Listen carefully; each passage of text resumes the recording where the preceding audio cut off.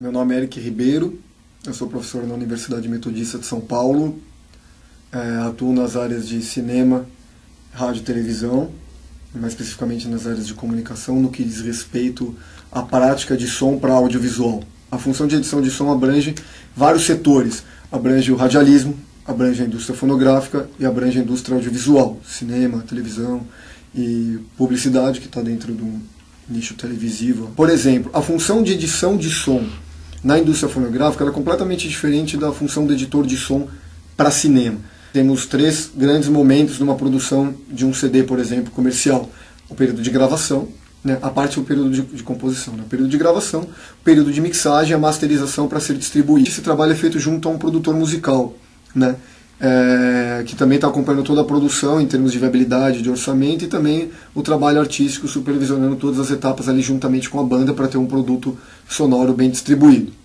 Já, por exemplo, no trabalho na indústria do rádio, por exemplo, a função do editor está vinculado, por exemplo, aos programas gravados, a seleção de ambientes, a criação de ambientes sonoros, de efeitos, seleção de trilha, tudo o que é necessário para que você construa e disponibilize todos os elementos sonoros dentro de uma dramaturgia radiofônica, por exemplo, ou dentro de um programa que você caracteriza, suas vinhetas, que você cria essas vinhetas, que você opere a técnica, a gravação de um programa, a exibição de um programa ao vivo, esses operadores ali na técnica, que acaba fazendo, na verdade, esse conceito dentro do audiovisual, que é a edição de som, é a colocação dos elementos, a sua função dentro de uma narrativa, dentro de um formato audiovisual qualquer. Mas no caso da minha área de atuação diretamente, a função de um editor de som é tratar o material que vem gravado num set de filmagem, adequar esse material a uma situação para ser mixado, misturado aos outros elementos sonoros para ser depois exibido numa sala de projeção pública, como um cinema, por exemplo, ou que vai escolher quais elementos sonoros vai compor a mixagem no programa de TV para ser exibido na televisão. Então, o papel do editor é alterar a sensação do espectador ao ver aquilo, gerar novos sons e reforçar os sons que já foram gravados, para depois pegar esse som e entregar na mão de uma outra função, que é a mixagem, que vai misturar tudo isso coerentemente, que é o momento em que se escolhe e se planeja como que o espectador vai ouvir isso, o que ele vai ouvir mais alto, uma música, a voz, o barulho da explosão do carro, enfim, é preparar todo esse material para construir a narrativa sonora. Precisa-se contemplar uma bagagem cultural para a pessoa, para o editor. O editor não precisa apenas saber mexer numa ferramenta como a que a gente tem aqui à disposição, como a que eu tenho à disposição no estúdio, por exemplo, que eu trabalho. A operação da ferramenta é um conceito técnico importantíssimo e indispensável.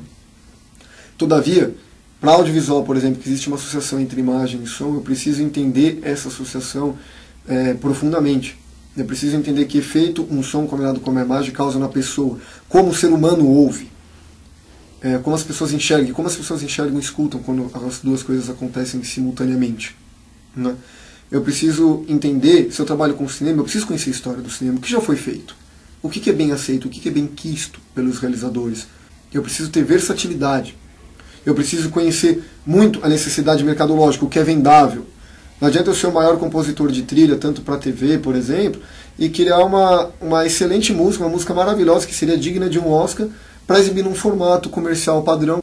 Não faz sentido eu alterar alguns formatos que o espectador, no seu conforto do lar, já chega lá para assistir e ele espera ver aquele formato que ele conhece. Não é o momento de questionar ou de apresentar novas ideias descaradamente. É o momento de fazer um programa em que a pessoa se distraia, em que ela se envolva com o programa, que ela se divirta.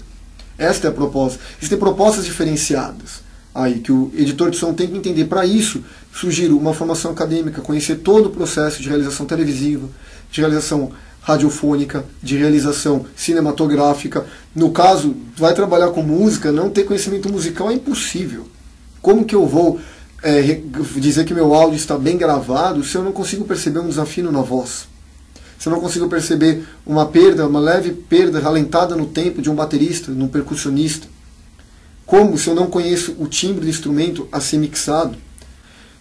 Então, a formação intelectual é fundamental, é importante ouvirmos, passarmos por uma faculdade, conhecer os outros departamentos. Se vou fazer um curso técnico, que é o que está ao meu alcance, eu vou tirar maior proveito, porque esses cursos são ministrados por profissionais que ensinam coisas, compartilham coisas que muitas vezes não está escrito em livro nenhum, que é impossível você não descobrir na prática ou em contato com essas pessoas. Então tem uma riqueza muito grande também, os cursos técnicos. E se, independente de uma situação ou outra, cada uma delas tem a sua vantagem, mas faz-se necessário ouvir o mundo, faz-se necessário despertar a curiosidade para a sensibilidade auditiva.